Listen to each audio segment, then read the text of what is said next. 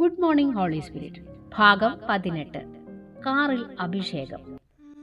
പലപ്പോഴും എനിക്ക് അവൻ്റെ സാന്നിധ്യത്തെക്കുറിച്ച് അറിയില്ലായിരുന്നുവെന്ന് ഞാൻ പറയട്ടെ. അവൻ എന്നോടൊപ്പം ഉണ്ടെന്ന് എനിക്കറിയാമായിരുന്നു. പക്ഷേ ഞാൻ അവനോട് വളരെ പരിചിതനായിരുന്നുവെങ്കിലും ചില പ്രത്യേക സമയങ്ങളിലുള്ള കരണ്ടടിക്കുന്നത് പോലെയുള്ള അനുഭവം എനിക്കുണ്ടായിട്ടില്ല. എന്നാൽ മറ്റുള്ളവർക്കത് അനുഭവപ്പെട്ടു. പലതവണ എൻ്റെ സുഹൃത്തുക്കൾ എന്നെ കാണാൻ വന്നപ്പോൾ പരിശുദ്ധാത്മാവിൻ്റെ സാന്നിധ്യം കാരണം അവർ കരയാൻ തുടങ്ങി. ഒരിക്കൽ ജിം പോയിന്റർ വിളിച്ചു പറഞ്ഞു, ഞാൻ നിന്നെയും കൂട്ടിക്കൊണ്ട് ഞാൻ പാടുന്ന മെത്തഡിസ്റ്റ് പള്ളിയിലേക്ക് പോകുവാൻ ആഗ്രഹിക്കുന്നു. നിനക്കിഷ്ടമാണെങ്കിൽ എന്നോടൊപ്പം നിനക്കും പാടാം. ഞാൻ ശരിക്കും ഒരു ഗായകനായിരുന്നില്ല, പക്ഷേ ഇടയ്ക്കിടെ ഞാൻ അവനെ സഹായിക്കുമായിരുന്നു. അന്ന് ഉച്ചതിരിഞ്ഞ് ദൈവാത്മാവിൻ്റെ അഭിഷേകത്തിൽ ഞാൻ വീണ്ടും മയങ്ങിപ്പോയി. പിന്നീട് ജിം ഹോൺ മുഴക്കുന്നത് ഞാൻ കേട്ടു. ഞാൻ പടികളിറങ്ങി കാറിലേക്ക് ഓടിയെത്തിയപ്പോൾ കർത്താവിൻ്റെ സാന്നിധ്യം എന്നോടൊപ്പം ഓടുന്നതായി എനിക്ക് അനുഭവപ്പെട്ടു. ഞാൻ കാറിൻ്റെ മുൻ സീറ്റിലേക്ക് കയറി ഇരുന്ന ശേഷം വാതിലടച്ചു. ആ നിമിഷം മുതൽ ജിം കരയാൻ തുടങ്ങി. ഹാലേലൂയ ഹാലേലൂയ എന്ന് അവൻ ആ കോറസ് പാടാൻ തുടങ്ങി. അവൻ എൻ്റെ നേരെ തിരിഞ്ഞിട്ട് പറഞ്ഞു, ബെന്നി, എനിക്ക് ഈ കാറിൽ പരിശുദ്ധാത്മാവിനെ അനുഭവിക്കാൻ കഴിയുന്നു. തീർച്ചയായും അവൻ്റെ സാന്നിധ്യം ഈ കാറിലുണ്ട്, ഞാൻ പറഞ്ഞു. എനിക്കതൊരു പതിവായി മാറിയിരുന്നു. ജിമ്മിന് വാഹനം ഓടിക്കാൻ കഴിയാതെ വണ്ണം അവൻ കർത്താവിൻ്റെ സാന്നിധ്യം അനുഭവിക്കുന്നുണ്ടായിരുന്നു. അവൻ കർത്താവിൻ്റെ മുമ്പാകെ കരഞ്ഞുകൊണ്ടിരുന്നു. ഒരിക്കൽ എൻ്റെ അമ്മ വീടിൻ്റെ ഇടനാഴി വൃത്തിയാക്കുമ്പോൾ ഞാൻ എൻ്റെ മുറിയിൽ പരിശുദ്ധാത്മാവിനോട് സംസാരിച്ചു കൊണ്ടിരിക്കുകയായിരുന്നു. ഞാൻ പുറത്തിറങ്ങിയപ്പോൾ എൻ്റെ അമ്മ പിന്നിലേക്ക് തെറിച്ചു വീണു. ഞാൻ ചോദിച്ചു, എന്താണ് പറ്റിയതമ്മേ? അമ്മ പറഞ്ഞു, എനിക്കറിയില്ല. സത്യത്തിൽ കർത്താവിൻ്റെ സാന്നിധ്യത്തിൽ പിടിച്ചു നിൽക്കാനാവാതെ അമ്മ തെറിച്ചു വീണതാണ്. എൻ്റെ സഹോദരന്മാരും എൻ്റെ അടുത്ത് വരുമ്പോൾ അവർക്കും അസാധാരണമായ എന്തൊക്കെയോ അനുഭവപ്പെട്ടു. കാലം കടന്നുപോയപ്പോൾ ചെറുപ്പക്കാരോടൊപ്പം പള്ളിയിൽ പോയി സമയം പങ്കിടാനുള്ള എൻ്റെ ആഗ്രഹം നഷ്ടപ്പെട്ടു. കർത്താവിനോടൊപ്പം ആയിരിക്കുവാൻ ഞാൻ ആഗ്രഹിച്ചു. അതുകൊണ്ട് ഞാൻ പലപ്പോഴും പറഞ്ഞു, കർത്താവേ, ലോകം വാഗ്ദാനം ചെയ്യുന്ന എന്തിനേക്കാളും എനിക്ക് നിന്നെ വേണം. അവർക്ക് അവരുടെ കളികൾ, വിനോദം, അവരുടെ ഫുട്ബോൾ എന്നിവ ഉണ്ടായിരിക്കാം. എനിക്കത് ആവശ്യമില്ലായിരുന്നു. എനിക്കിപ്പോൾ വേണ്ടത് എനിക്കുണ്ട്. ഞാൻ കർത്താവിനോട് പറഞ്ഞു, എന്തായാലും അത് നിർത്താൻ അനുവദിക്കരുതേ. പരിശുദ്ധാത്മാവിൻ്റെ കൂട്ടായ്മ എന്ന പൗലോസിൻ്റെ ആഗ്രഹം ഞാൻ കൂടുതൽ പൂർണ്ണമായി മനസ്സിലാക്കാൻ തുടങ്ങി.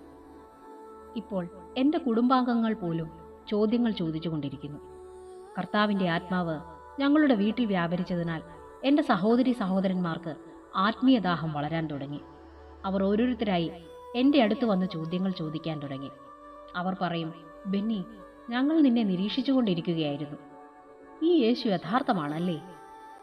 എൻ്റെ സഹോദരി മേരി തൻ്റെ ഹൃദയം കർത്താവിന് സമർപ്പിച്ചു.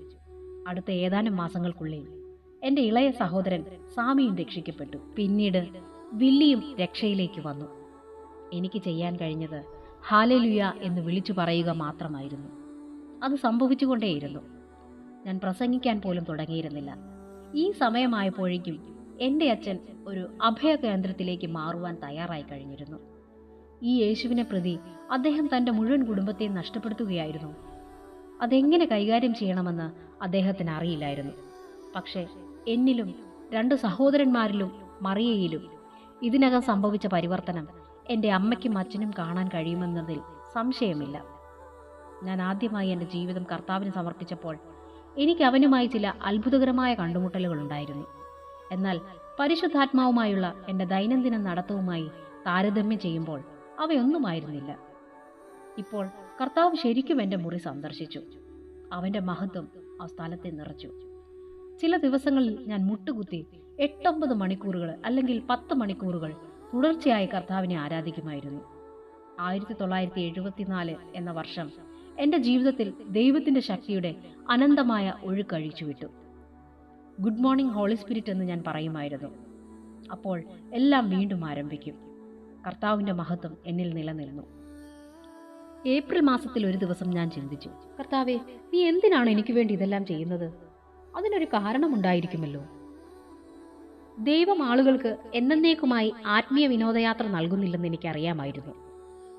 പിന്നീട് ഞാൻ പ്രാർത്ഥിക്കാൻ തുടങ്ങിയപ്പോൾ ദൈവം എനിക്ക് വെളിപ്പെടുത്തിയത് ഇതാ, എൻ്റെ മുന്നിൽ ഒരാൾ നിൽക്കുന്നത് ഞാൻ കണ്ടു. അവൻ പൂർണ്ണമായും തീജ്വാലയായിരുന്നു. നിയന്ത്രിക്കാനാവാത്ത വിധം അവൻ ചലിച്ചുകൊണ്ടിരുന്നു. അവൻ്റെ കാലുകൾ നിലത്ത് തൊടുന്നില്ല. ആ ജീവിയുടെ വായ തുറക്കുകയും അടയ്ക്കുകയും ചെയ്തുകൊണ്ടിരുന്നു, വചനം പല്ലുകടി എന്ന് വിവരിക്കുന്നത് പോലെ. ആ നിമിഷം കർത്താവ് എന്നോട് സംസാരിച്ചു. അദ്ദേഹം പറഞ്ഞു, സുവിശേഷം പ്രസംഗിക്കുക. തീർച്ചയായും എൻ്റെ പ്രതികരണം, പക്ഷെ കർത്താവേ, എനിക്ക് സംസാരിക്കാൻ കഴിയില്ല എന്നായിരുന്നു. 2 രാത്രികൾക്ക് ശേഷം കർത്താവ് എനിക്ക് 2ാമത്തെ ദർശനം നൽകി. ഞാനൊരു ദൂതനെ കണ്ടു. അവൻ്റെ കയ്യിൽ ഒരു ചങ്ങലയുണ്ടായിരുന്നു. സ്വർഗം മുഴുവൻ നിറയുന്നതായി തോന്നുന്ന ഒരു വലിയ വാതിൽ ഘടിപ്പിച്ചിരിക്കുന്നു. അവനത് തുറന്നു. കണ്ണിന് കാണാൻ കഴിയുന്നതിനേക്കാൾ അപ്പുറം ആളുകൾ ഉണ്ടായിരുന്നു. ആത്മാക്കൾ. അവരെല്ലാം ഒരു വലിയ ആഴമേറിയ താഴ്വരയിലേക്ക് നീങ്ങുകയായിരുന്നു. താഴ്വര ഒരു അലറുന്ന തീജ്വാലയായിരുന്നു. അത് ഭയപ്പെടുത്തുന്നതായിരുന്നു. 1000കണക്കിന് ആളുകൾ ആ തീയിൽ വീഴുന്നത് ഞാൻ കണ്ടു. മുൻനിരയിലുള്ളവർ അതിനെതിരെ പോരാടാൻ ശ്രമിച്ചു. പക്ഷെ അവരുടെ പിന്നിലുള്ള മനുഷ്യരുടെ അടിച്ചമർത്തൽ അവരെ തീജ്വാലയിലേക്ക് തള്ളിവിട്ടു. വീണ്ടും കർത്താവിനോട് സംസാരിച്ചു. വളരെ വ്യക്തമായി അവൻ പറഞ്ഞു, നീ പ്രസംഗിക്കുന്നില്ലെങ്കിൽ ഈ വീഴുന്ന ഓരോരുത്തരും നിന്റെ ഉത്തരവാദിത്തമായിരിക്കും. എൻ്റെ ജീവിതത്തിൽ സംഭവിക്കുന്നതെല്ലാം ദൈവത്തിന് വേണ്ടിയാണെന്ന് എനിക്ക് തൽക്ഷണം മനസ്സിലായി.